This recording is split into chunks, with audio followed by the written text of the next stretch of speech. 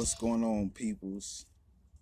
I hope you got it going on. This is the last day of 2019, and I decided to do this video um, in predication and the entrance to 2020.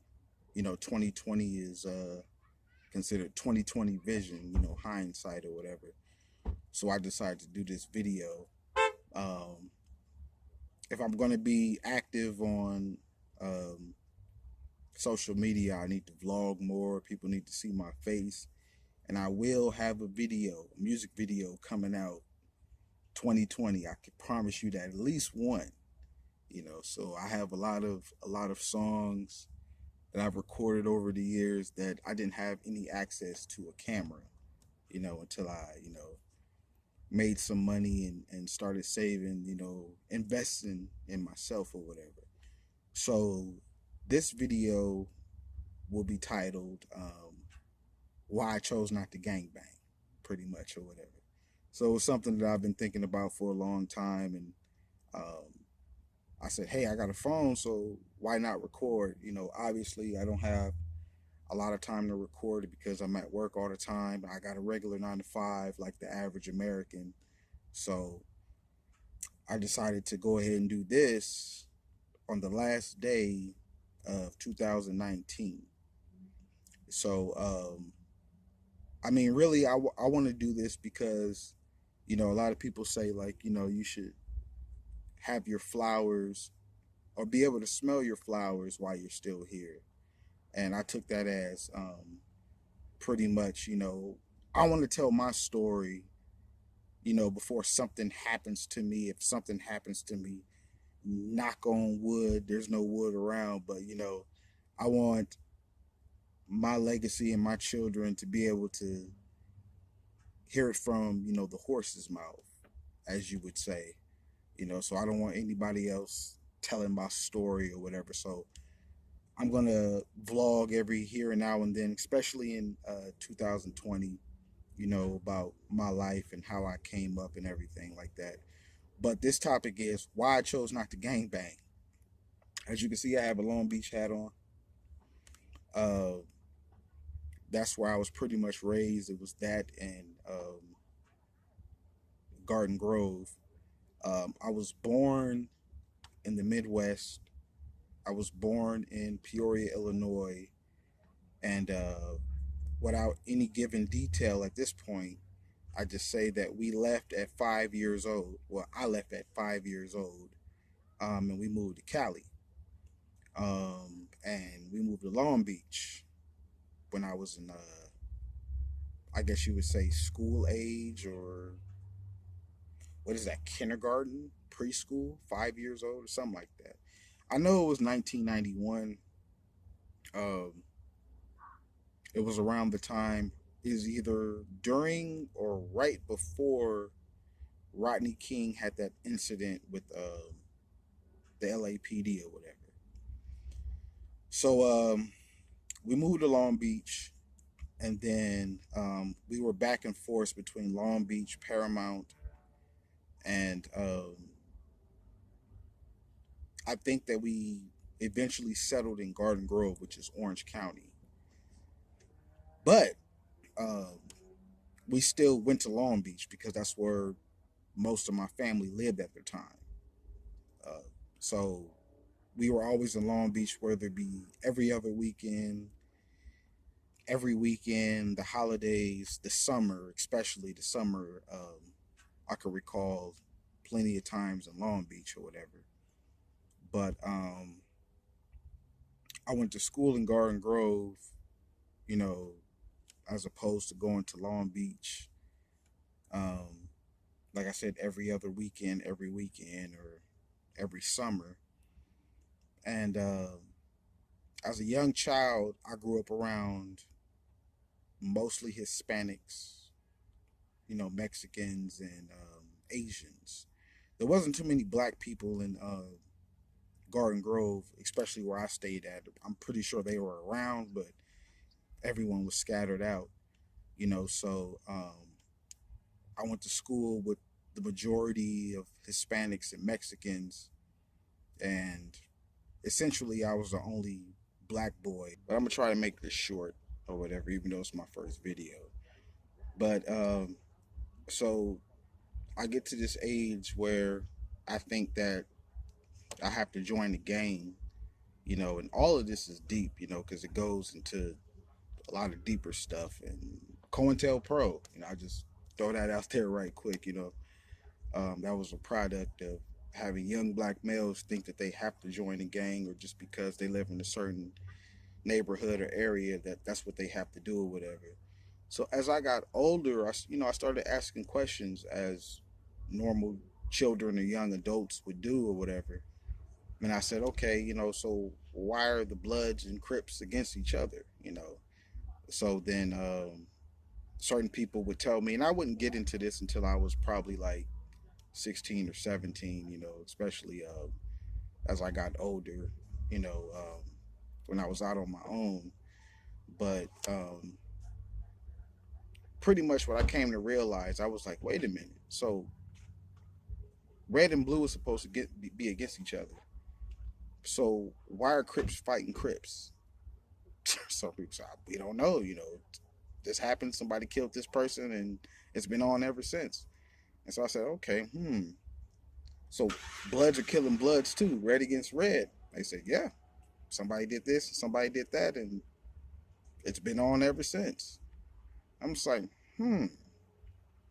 so why am I going to join a gang when it's supposed to be red against blue, but blue is fighting blue, or red is fighting red? And then I said, I started asking more questions. And I said, wait a minute. What it comes down to is it's just black people. So I had a cousin who started coming around us like when I was like 7, 8, or 9. We never met him before, but that's another story, or whatever. But he started talking about Crips and Bloods and everything like that, and I was gonna have to choose whether or not I had to be a Crip or Blood, which wasn't true or whatever. But he was about maybe 5 years older than me or whatever. So of course I started listening to him because he was a little older, and he was my cousin. So I kind of went off what he was talking about or whatever. But that was not the case. So ultimately, when it came down to it, it was just like it was just black people killing black people, period. And that was it. And that's what I had to realize. And I think that's what a lot of people don't realize to this day, is that that's all it was. I mean, it started out, of course, with the Panthers, trying to protect their neighborhoods and stuff like that. But from there, it spun out of control. Drugs came in and etc. But I was just like, not only do I have to worry about racist white people, racist Asians, and racist Mexicans, but I have to also worry about my own people. And I was like, nah, I can't do that. And I remember the peace treaty. I was already out in California by 92 as a child. I remember the peace treaty in 92, which even though I don't gangbang, I still, you know, uphold that. That's a law. It's like a cardinal sin to me now that if you break that peace treaty. But generations have come and gone, and there are new generations who want to do their own thing or whatever. So it's like either way, I still respect it. And it's like, if you're not from California, then you don't understand the gang culture, and it's real out here in California. You can't half-ass do that. If either you're going to do it for real, or you're gonna get caught up pretty much. Somebody's gonna eventually come across you and test your gangster or whatever. So that's another reason why I chose not to do it, because I'm so serious about my music. I'm like, if I'm gonna be a gangbanger, I have to go full throttle with that 100%. And more than likely I'd probably be in jail, or I'd be dead, for shooting somebody, killing somebody, or something like that, just because of a block I don't own, or a color that it doesn't mean anything. So, and I mean, I grew up around a lot of tough guys. Long Beach, that area, you got Compton right across the street from Long Beach. You got Carson over the bridge, Hawthorne, Gardena, the whole LA County, and I was never peer pressured, but I was kind of swayed. In Long Beach is synonymous with Crips. So if you say you're from Long Beach, then everybody's automatically gonna think you're a Crip, or you're from Insane, or you're from 20s, or any of the Rollins, or anything like that. So I was always neutral, and I have always been. I mean, I went to school with Pirus from Compton and Bloods from LA, and I wasn't about to jeopardize my friendship for gangbanging, because I met a lot of really cool dudes, from Compton, LA, and all over, growing up and going to school, whatever. But once I got older, I started doing my research, and I saw why it wasn't a good idea, and the explode of social media, especially where, a lot of ex gangbangers, like a lot of the OGs, or you guys call OGs, have got on platforms and told their story. And I was like, see, that's exactly why, and I wouldn't say they were lucky. Some of them were, or whatever, but um, it was like, it was just not the thing to do. Most people, they grew up in those neighborhoods, or they had uncles and cousins, so they thought that they had to gang bang or whatever. And like I said, my cousin, who was a bad influence, in many ways, when he came around, he wasn't no gang banger. He would just talk that fly shit, and to try to impress, his younger cousins or whatever. But he wasn't doing nothing. He wasn't trying to do anything. So I mean, I learned mostly about gang banging when I went to juvenile hall for bringing an ice pick to school. I mean, don't ask why. I just picked it up, put it in my pocket. But I eventually went to juvenile hall, Los Padrinos to be exact. So if you're from California and you know about the juvenile hall, Los Padrinos, it's very, very rough or whatever, especially if you're a gangbanger. And there I learned all the sets. I mean, every hood in LA, including the Mexican gangs. I learned all the hand signals. I learned what words not to say. I mean, and these are everyday words that you cannot use around these people. And sometimes I always wonder where those guys are to this day. Are they still locked up? Or, have they changed their life around? Or are they gone? Are they deceased or whatever? And then, I also learned from messing with females as I got older. I I I was a little fast when I was in my late teens, early 20s. So I would go meet up with women and everything, and they always lived in somebody's hood. So I knew what not to wear, what hat not to wear, what colors not to wear. But they also taught me about gangbanging, because either they were participating in it or they were just around it or whatever. So uh, I learned a lot from them, a lot from the women when it came to gangbanging. And they didn't really break down the history, but it was just, you got to know where you at. If you coming over here, you got to know where you at. And it was just crazy. I was chasing tail, and some could have happened to me from chasing tail.